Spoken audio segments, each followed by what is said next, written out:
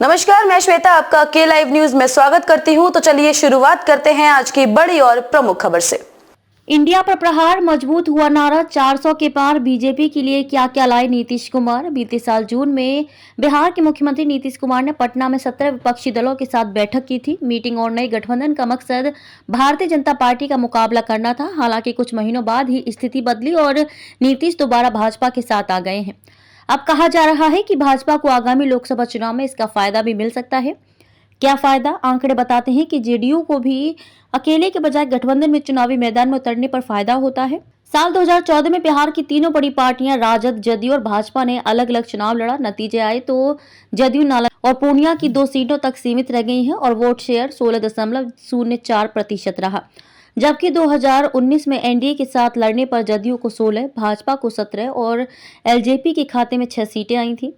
2019 का vote share बताता है कि 39 सीटें जीतने वाली एनडीए का वोट शेयर 54.40% का था, जिसमें 22.3% का योगदान जेडीयू से आया था।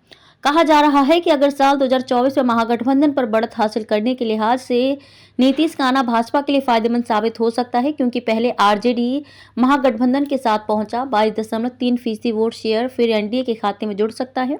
2009 लोकसभा चुनाव भी भाजपा और जदयू के लिए अच्छी खबर लाए थे। दोनों पार्टियों ने गठबंधन कर 37.97% वोट शेयर के साथ 32 सीटें अपने नाम की थी। तब जदयू 25 सीटों में से 20 पर जीती थी और 15 सीटों पर लड़ने वाली भाजपा को 12 सीटें मिली थी। विपक्षी इंडिया गठबंधन का विक्टर निश्चित है। हेमंत असम के मुख्यमंत्री हेमंत बिस्वा शर्मा ने बिहार में जदयू के महागठबंधन से नाता तोड़ने और राज्य में भाजपा के नेतृत्व वाले एनडीए में शामिल होने के राजनीतिक घटनाक्रम के बाद कहा कि इंडिया गठबंधन का विक्टर निश्चित है, क्योंकि इसका कोई वैचारिक आधार नहीं है। उन्होंने सोशल मीडिया मंच एक्स पर पोस्ट किया, इस इंडी गठबंधन का विक्टर अब निश्चित है। इस गठबंधन का कोई वैचारिक आधार नहीं है।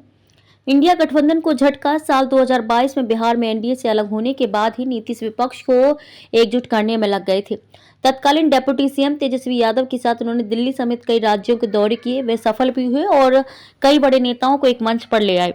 उन्होंने विपक्षी गठबंधन INDIA के कप्तान के तौर पर देखा जाने लगा था, लेकिन खबरें रही कि संयोजक के तौर पर उनके नाम पर सहमति नहीं बन सकी। भाजपा में एंट्री की कहानी। जनवरी की शुरुआत में INDIA गठबंधन की बैठक में जब नीतीश कुमार को संयोजक नहीं बनाया गया बल्कि कांग्रेस अध्यक्ष को आगे बढ़ाया गया था, तभी नीतीश कुमार ने पाला बदलने का मन बना लिया। नीतीश के बेहद नजदीकी नेता भाजपा नेताओं से संपर्क किया। वे पहले से ही इनसे संपर्क में रहे हैं और इनसे नजदीकियां भी रही हैं। सूत्रों के अनुसार भाजपा नेतृत्व को भी लगा कि यही समय है कि जब वह न केवल INDIA गठबंधन को छिन्न भिन्न कर सकते हैं, बल्कि अपने इस बार 400 पार के लक्ष्य की तरफ भी मजबूती से बढ़ सकते हैं। भाजपा से संकेत पाने के बाद नीतीश कुमार ने धीरे धीरे INDIA गठबंधन से दूरी बढ़ानी शुरू की। इस बार के गठबंधन में भाजपा के अनुसार लिए जाएंगे फैसले। सूत्रों के मुताबिक भाजपा का केंद्रीय नेतृत्व ने इस बार नीतीश कुमार से गठबंधन करने से पहले सारी स्थितियों और हर मुद्दे पर स्पष्ट बात भी रखी। पूरी तरह आश्वस्त होने के बाद ही कहा कि अब अगर नीतीश कुमार INDIA गठबंधन से अलग होते हैं तो वे उनके साथ गठबंधन करने को तैयार हैं। नीतीश की भाजपा के केंद्रीय नेतृत्व से भी बात कराई गई और दोनों के बीच भावी तालमेल का खाका भी तय किया गया। जब सब कुछ तय हो गया तो भाजपा ने अपने राज्य के नेतृत्व को विश्वास में लेने का फैसला लिया और बीते 3-4 दिन में सारी पटकथा को अंजाम दिया। भाजपा ने भी साफ कर दिया कि लोकसभा चुनाव तक नीतीश कुमार ही मुख्यमंत्री रहेंगे। उसके बाद की स्थितियों पर आगे विचार किया जाएगा। सूत्रों के अनुसार जदयू को यह भी साफ कर दिया गया कि लोकसभा में सीटों के बंटवारे में इस बार उसे भाजपा से कम सीटों पर चुनाव लड़ना होगा।